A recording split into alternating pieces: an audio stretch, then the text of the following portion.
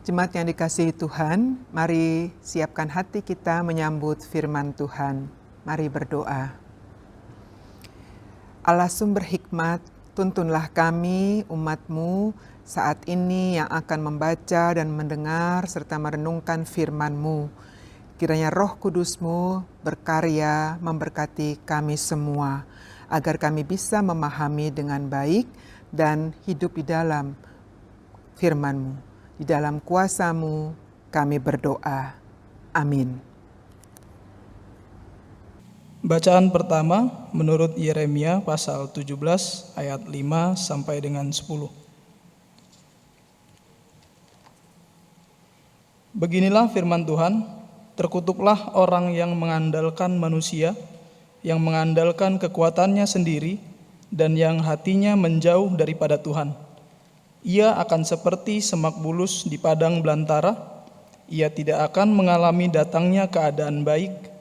Ia akan tinggal di tanah angus, di padang gurun, di negeri padang asin yang tidak berpenduduk. Diberkatilah orang yang mengandalkan Tuhan, yang menaruh harapannya pada Tuhan. Ia akan seperti pohon yang ditanam di tepi air, yang merambatkan akar-akarnya ke tepi batang air, dan yang tidak mengalami datangnya panas terik, yang daunnya tetap hijau, yang tidak khawatir dalam tahun kering, dan tidak berhenti menghasilkan buah. Betapa liciknya hati, lebih licik daripada segala sesuatu. Hatinya sudah membatu, siapakah yang dapat mengetahuinya? Aku, Tuhan, yang menyelidiki hati, yang menguji batin, untuk memberi balasan kepada setiap orang setimpal dengan tingkah langkahnya, setimpal dengan hasil perbuatannya. Demikianlah sabda Tuhan. Syukur kepada Allah.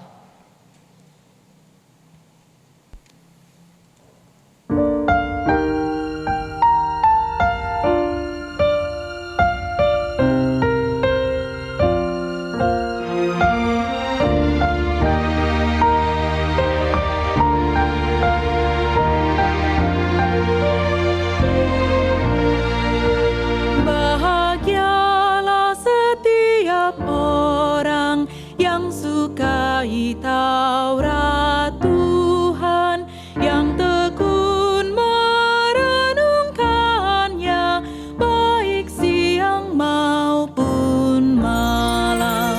Bahagialah setiap orang yang sukai Taurat Tuhan, yang tekun merenungkannya, baik siang maupun malam. Bahagialah yang tak mengikuti nasihatnya orang-orang fasik, tak berdiri di jalan pendosa, menghindari pencemooh.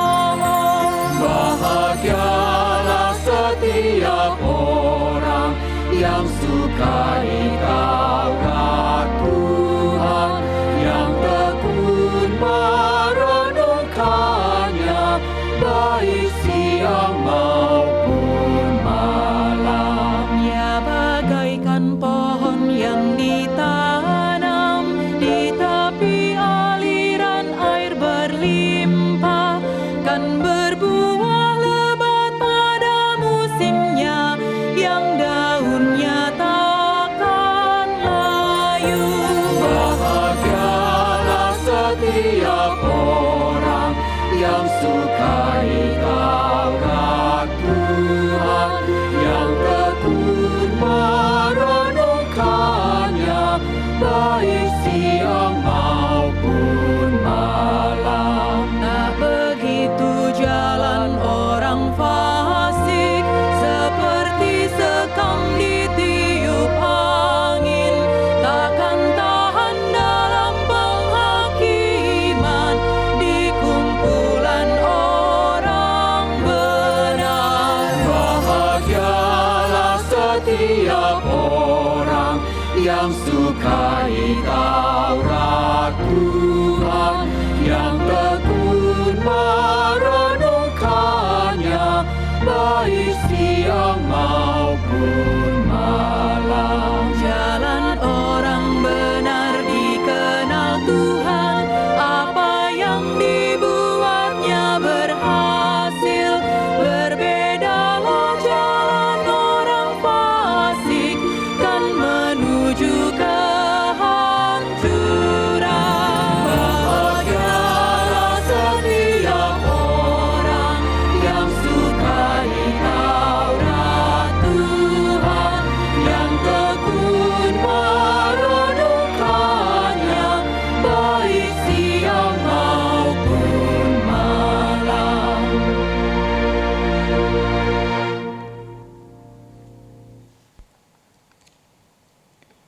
Bacaan kedua menurut 1 Korintus pasal 15 ayatnya yang ke-12 sampai ayatnya yang ke-20. Jadi, bila mana kami beritakan bahwa Kristus dibangkitkan dari antara orang mati, bagaimana mungkin ada di antara kamu yang mengatakan bahwa tidak ada kebangkitan orang mati? Kalau tidak ada kebangkitan orang mati, maka Kristus juga tidak dibangkitkan. Tetapi andai kata Kristus tidak dibangkitkan, maka sia-sialah pemberitaan kami dan sia-sialah juga kepercayaan kamu. Lebih daripada itu, kami ternyata berdusta terhadap Allah, karena tentang Dia kami katakan bahwa Ia telah membangkitkan Kristus, padahal Ia tidak membangkitkannya, kalau andai kata benar bahwa orang mati tidak dibangkitkan. Sebab jika benar orang mati tidak dibangkitkan, maka Kristus juga tidak dibangkitkan. Dan jika Kristus tidak dibangkitkan, maka sia-sialah kepercayaan kamu dan kamu masih hidup dalam dosamu. Demikianlah binasa juga orang-orang yang mati dalam Kristus. Jikalau kita hanya dalam hidup ini saja menaruh pengharapan pada Kristus, maka kita adalah orang-orang yang paling malang dari segala manusia. Tetapi yang benar ialah bahwa Kristus telah dibangkitkan dari antara orang mati sebagai yang sulung dari orang-orang yang telah meninggal. Demikianlah sabda Tuhan. Syukur kepada Allah. Kita akan membaca Injil Lukas pasal 6 ayat 17 hingga ayat 26. Firman Tuhan demikian. Lalu ia turun dengan mereka dan berhenti pada suatu tempat yang datar. Di situ berkumpul sejumlah besar dari murid-muridnya dan banyak orang lain yang datang dari seluruh Yudea dan dari Yerusalem dan dari daerah pantai Tirus dan Sidon. Mereka datang untuk mendengarkan Dia dan untuk disembuhkan dari penyakit mereka. Juga mereka yang dirasuk oleh roh-roh jahat peroleh kesembuhan. Dan semua orang banyak itu berusaha menjamah Dia, karena ada kuasa yang keluar daripadanya dan semua orang itu disembuhkannya. Lalu Yesus memandang murid-muridnya dan berkata, "Berbahagialah hai kamu yang miskin, karena kamulah yang empunya kerajaan Allah. Berbahagialah hai kamu yang sekarang ini lapar, karena kamu akan dipuaskan. Berbahagialah hai kamu yang sekarang ini menangis, karena kamu akan tertawa. Berbahagialah kamu jika karena Anak Manusia orang membenci kamu. Dan jika mereka mengucilkan kamu dan mencela kamu, serta menolak namamu sebagai sesuatu yang jahat. Bersukacitalah pada waktu itu dan bergembiralah, sebab sesungguhnya upahmu besar di sorga. Karena secara demikian juga nenek moyang mereka telah memperlakukan para nabi.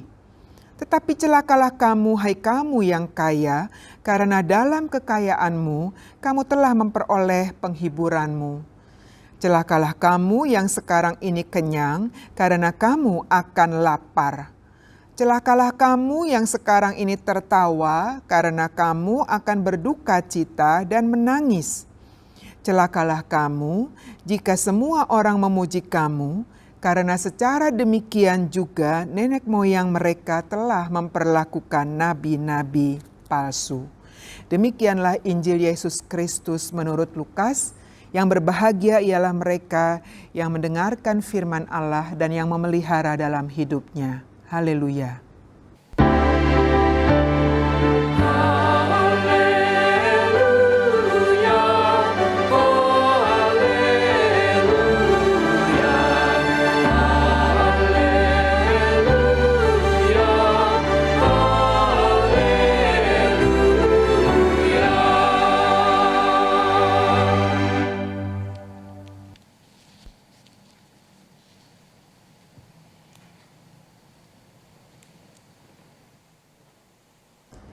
Jemaat yang dikasihi Tuhan, Anda mungkin pernah mampir ke resto siap saji McDonald. Ada satu layanan di McDonald yaitu drive-thru, di mana pembeli tidak perlu turun atau keluar dari kendaraan, cukup dalam kendaraan dan kemudian bisa membeli. Ada 3 counter di situ.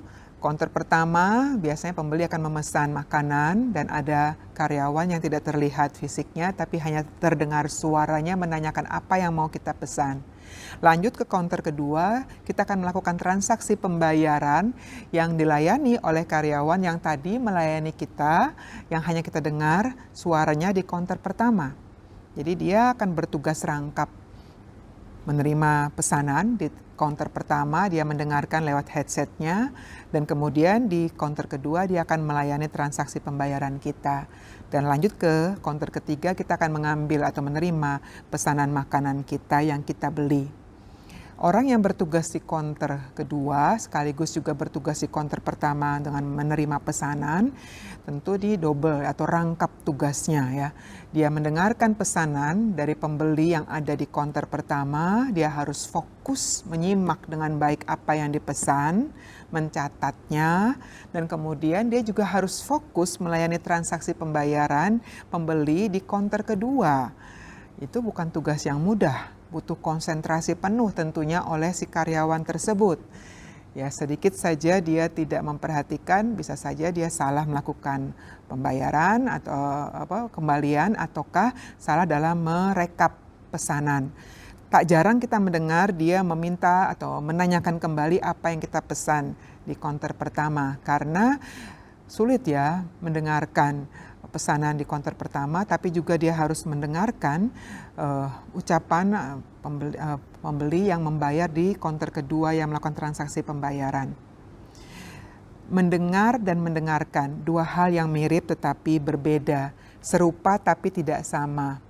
Mendengar tindakan yang tidak disengaja, yang tertangkap oleh indera pendengaran kita suaranya, tapi tidak kita simak dengan baik. Sehingga meski kita mendengar suara, tapi kita tidak akan mengerti apa yang sedang dibicarakan karena kita tidak fokus mendengarkan, tidak menyimaknya dengan sungguh-sungguh. Itu hanya suara yang tertangkap secara tidak sengaja gitu.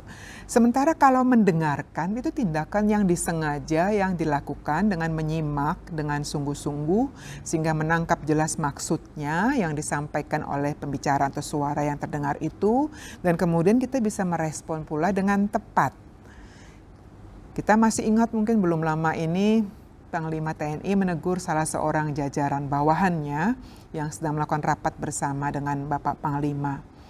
Bapak Panglima mengetahui salah seorang yang ikut dalam rapat itu tidak mendengarkan arahannya dengan sungguh-sungguh karena sibuk dengan handphone yang ada di depannya. Dan akibatnya Bapak Panglima menegur keras dan meminta ketika Bapak Panglima meminta jajarannya atau bawahan itu untuk menjelaskan kembali apa yang tadi disampaikan beliau, orang itu tidak mampu untuk menjelaskan karena memang dia hanya mendengar suara Bapak Panglima berbicara tapi tidak fokus, tidak menyimak dengan baik sehingga tidak mengerti apa yang tadi disampaikan. Nah, orang banyak yang datang menemui Yesus dalam catatan di Injil Lukas 6 ayat 18 menjelaskan orang banyak itu datang berkumpul di kaki bukit di suatu tempat yang datar. Tujuannya adalah mendengarkan dia dan disembuhkan dari penyakit mereka. Juga mereka yang dirasuk oleh roh jahat beroleh kesembuhan. Jadi ada orang yang memang punya kebutuhan agar disembuhkan fisiknya dari sakit penyakit ataupun ikatan roh jahat. Tapi juga ada banyak orang lain yang kondisi tubuhnya sehat, tapi mereka juga membutuhkan hal yang lain. Kebutuhan batiniah, kebutuhan diisi oleh firman Allah yang disampaikan Yesus dalam pengajarannya. Kalau itu bukan hal yang penting sekali, tentu tidak mungkin orang itu datang berbondong-bondong dari tempat-tempat yang jauh. Lukas memberikan keterangan orang yang datang itu, orang banyak yang berkumpul di kaki bukit di tanah datar itu, bukan hanya datang dari daerah Yerusalem, tapi juga dari seluruh Yudea, dari daerah pantai Tirus dan Sidon. Tirus dan Sidon Dua daerah yang saya sebutkan terakhir ini adalah daerah non-Yahudi. Berarti yang datang berkumpul di kaki bukit di tanah datar itu orang-orang yang bukan hanya orang Yahudi, tapi juga non-Yahudi.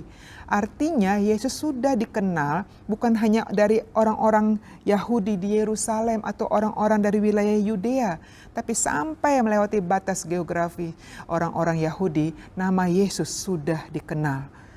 Dan itu sebabnya tadi saya katakan ada kebutuhan yang sangat penting, yang sangat berharga, yang sangat bernilai, yang membuat mereka, mendorong mereka untuk datang menemui Yesus.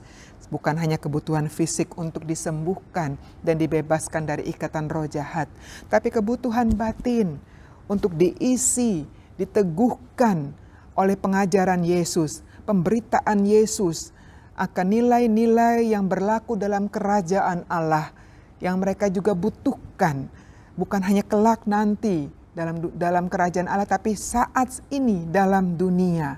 Pemberitaan yang penting agar mereka kembali diteguhkan, dikuatkan dalam iman dan pengharapannya akan Allah. Allah yang tidak jauh dan tidak melihat, tidak mendengar seru ratap mereka. Bukan, tapi Allah yang mendengar, Allah yang melihat, dan Allah yang mau menjumpai mereka. Tindakan Yesus turun dari atas bukit, yang bila sebelumnya kita baca perikop, Yesus ada di atas bukit untuk berdoa kepada Allah Bapanya. Semalam-malaman dia di sana, dan esok siang kemudian dia melantik 12 orang sebagai muridnya di atas bukit itu. Maka tindakan Yesus, gerakan Yesus turun dari atas bukit sebagai refleksi, sebagai cerminan. Inilah Allah yang mau turun, datang ke dalam dunia, menemui umatnya. Allah yang melihat kehidupan umat, Allah yang mendengar seru dan ratapan umat, doa-doa umat. Dan oleh sebab itu Allah mau menjumpai, Allah mau hadir dan berada di tengah-tengah mereka. Allah yang kemudian berbicara kepada mereka untuk mengisi ruang batin mereka, meneguhkan kembali spiritualitas mereka, membangkitkan kembali pengharapan mereka. Karena Allah bukan Allah yang tidak mendengar, bukan Allah yang tidak melihat, tapi Allah yang atentif, memberi perhatian besar dan penuh kepada umat yang dikasihinya. 4 ucapan bahagia dan 4 ucapan celaka yang direkam dalam Lukas 6 ayat 20-26. Dalam kalimat paradoks merupakan konteks kehidupan para pendengar atau orang-orang yang datang menemui Yesus.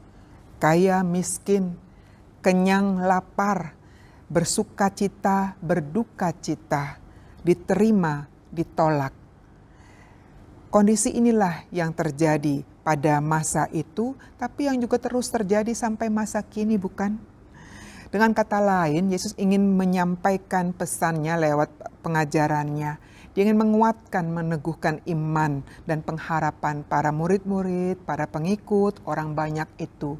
Bahwa di tengah kesesakan dan penderitaan hidup, di tengah pengabaian dari sesama, atas kehidupan dan kondisi mereka yang terpinggirkan, yang tak berdaya, sesungguhnya Allah tetap ada sebagai tempat mereka bersandar. Allah tetap menjadi andalan hidup mereka. Allah melihat kebutuhan mereka.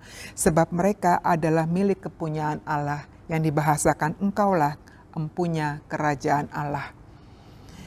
Umat milik kepunyaan Allah. Allah adalah penguasa kerajaan Allah yang memerintah bertahta di kerajaan Allah. Ketika dia bersedia mengikat perjanjian anugerah dengan umat dan menjadikan umat itu sebagai milik kepunyaannya, dia mau mengatakan bahwa kalian adalah milik kepunyaanku yang empunya kerajaan Allah, dan karena itu tidak mungkin aku meninggalkan, membiarkan, dan tidak memperhatikan kondisi hidupmu dalam realitas hidupmu dalam dunia ini. Kondisimu yang terbatas secara ekonomi, yang terpinggirkan secara sosial, tidaklah berarti bahwa Allah tidak mengasihimu. Bahwa Allah tetap mengasihimu dengan segala keberadaanmu dan keadaanmu saat ini. Jangan pernah ragukan itu. Allah punya banyak cara untuk menyatakan kasih dan kuasa-Nya yang tetap menjaga, menolong kita, mengatasi segala kebutuhan hidup kita dalam keterbatasan hidup kita.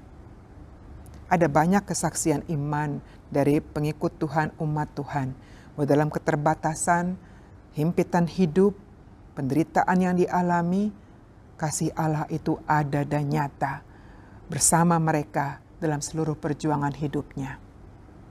Saya pribadi sudah mengalami bagaimana hidup dalam satu peristiwa yang menghanguskan seluruh rumah kami.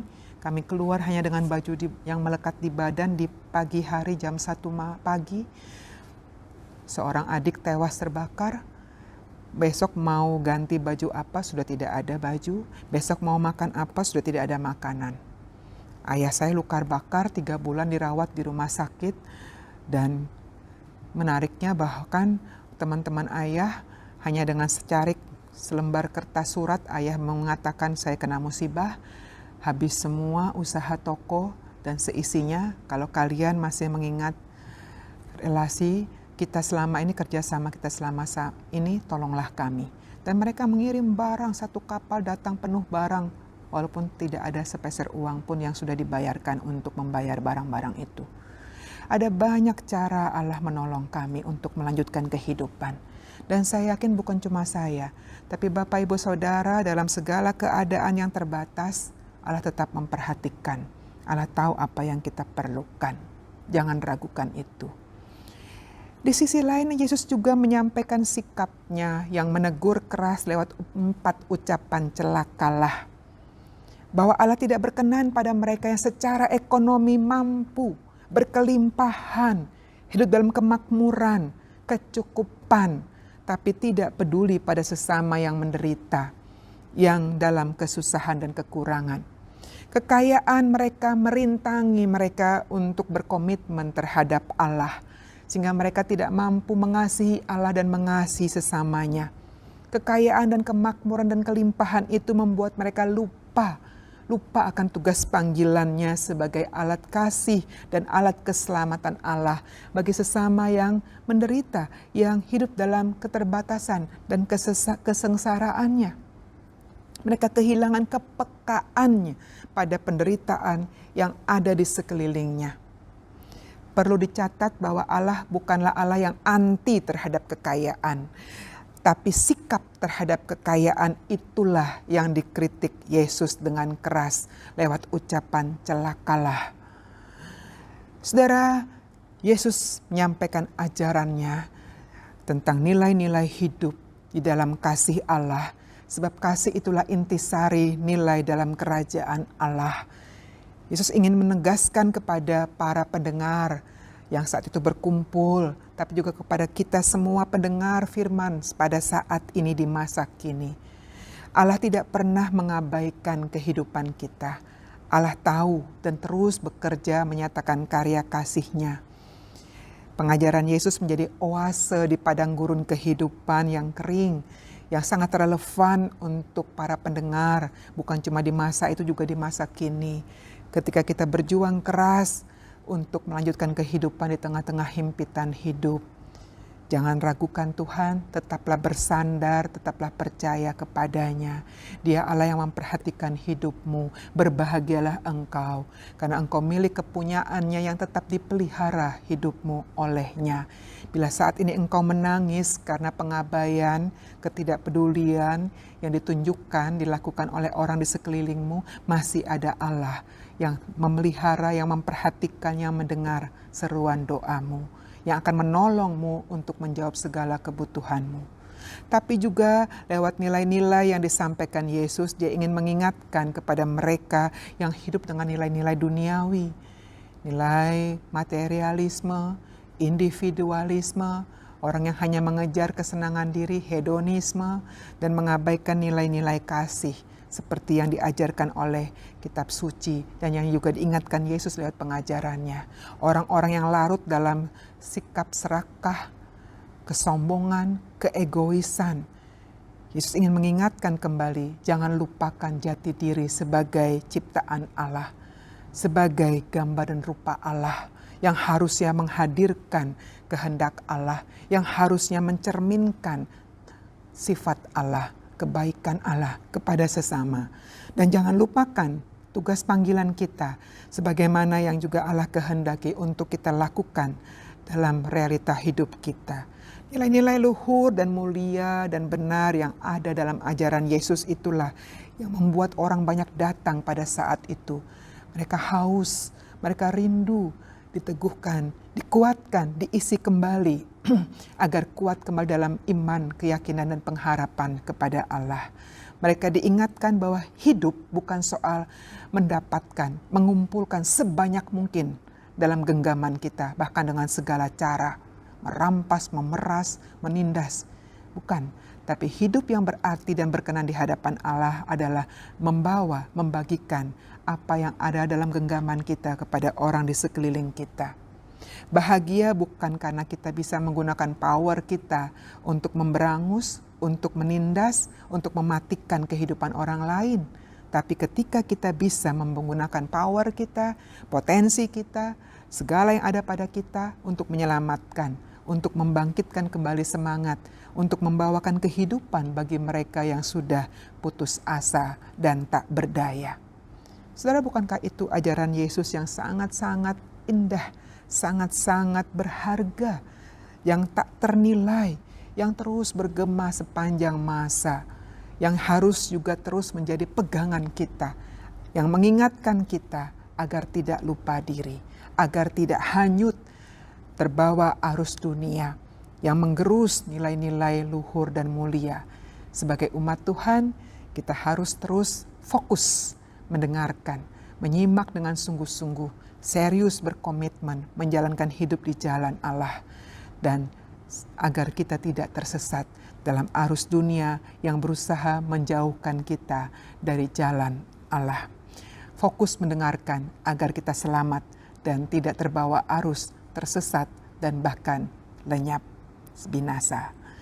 Menutup khotbah ini, saya ingin mengajak kita mendengarkan satu ilustrasi, satu kisah tentang orang yang berkumpul di sebuah ruangan karena ingin melamar pekerjaan sebagai operator kode Morse di sebuah kapal. Ada banyak pelamar yang sudah hadir di ruangan itu. Dan karena menunggu panggilan masih belum terdengar panggilan, lama-lama bosan juga. Para pelamar itu mulai ngobrol satu dengan yang lain. Karena begitu banyak orang berkumpul di ruangan itu, tentu saja suara mereka makin lama makin keras. Tiba-tiba seseorang mendengar ada bunyi kode Morse yang keluar dari sebuah intercom. Tapi karena banyak orang berbicara satu dengan yang lain, sehingga hanya orang itu yang mendengar. Dan kemudian spontan dia melompat dari kursinya dan langsung menuju pintu di sebuah ruangan dan masuk ke ruangan itu. Tidak lama kemudian dia keluar dari ruangan itu dengan wajah berseri-seri karena dia berhasil mendapatkan pekerjaan. Mengetahui bahwa orang itu berhasil mendapatkan pekerjaan sebagai operator kode Morse, pelamar lain protes. Kami sudah tiba duluan daripada dia. Mengapa dia yang diterima? Mengapa harus dia? Dan seterusnya, pertanyaan seperti itu banyak disampaikan, dikeluarkan oleh orang-orang pelamar-pelamar lain yang tidak tahu mengapa orang itu diterima. Orang yang sudah menerima pekerjaan itu dengan wajah berseri kemudian menjawab, benar, kalian semua sebenarnya bisa mendapatkan pekerjaan itu seandainya saja kalian duduk diam dan mendengar. Mendengar apa? Mendengarkan suara panggilan.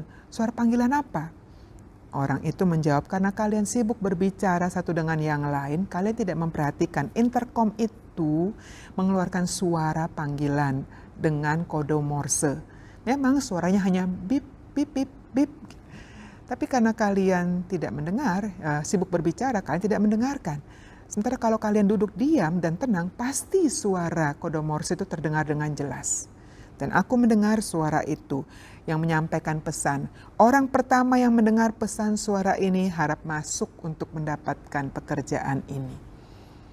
Dan itu sebabnya saya masuk ke pintu itu dan berhasil mendapatkan pekerjaan ini.